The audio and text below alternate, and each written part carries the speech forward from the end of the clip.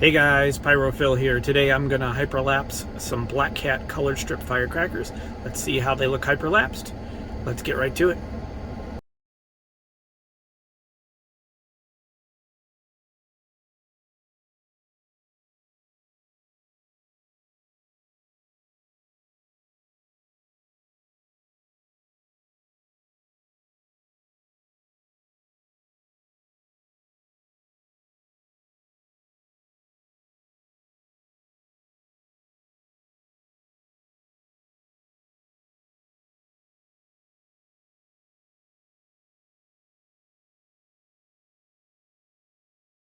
Those were really impressive actually. I could really see the colors and the flashes. I really like the hyperlapse. I'm going to have to do more with that.